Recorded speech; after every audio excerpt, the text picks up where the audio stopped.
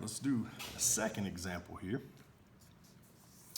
That way we can kind of get the hang of it. It says Zeke began with $2 and earned $3 for each chore he completed.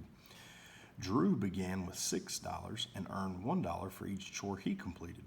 How many chores will they each complete to have the same amount of money? And then it says how much money will each have at this point. Okay, so the first equation we want, we're going to write for Zeke.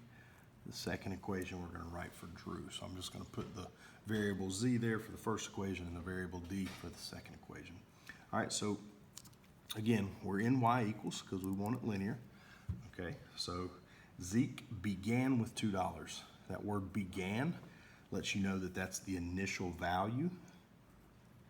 Remember, the initial value is always the y-intercept. Okay, so our plus 2 goes there, and the rate that he earns is $3 for each chore. Okay, and so that indicator word each, again, is going to show us our rate. All right, so he gets paid $3 for each chore he completes. So there's his equation. Now let's take a look at Drew's equation. It says Drew began with $6. Okay, so again, y equals, since they began with an amount, that's the initial or beginning, which is the y-intercept. And then it says that he earns $1 for each chore that he completes. Okay, so again, I don't have to write the 1x. I can just simply write x, and it's positive because he's earning money. He's not losing money. Okay, so now that we have those two equations, we can graph them. Okay, so let's graph the first equation. Let's graph Zeke. So we're going to go to positive 2. And then from there, we're going to rise up 3 and run over 1 because our slope is 3.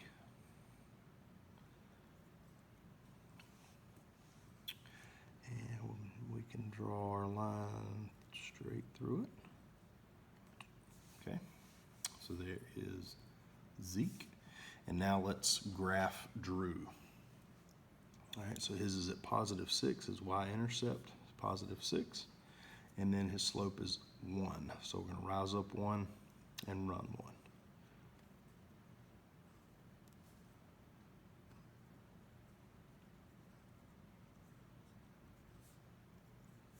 Okay, so there is Drew's equation. And the point of intersection right there. Okay, if it helps you, draw that circle around the point of intersection, and that solution is 2, 8. So we want to write 2, comma 8. Our x value goes first, our y value goes second. Okay, so now we can answer the question, how many chores will they each complete to have the same amount of money? Okay, and chores is along the x-axis, so what is our answer for that? Okay, it's 2.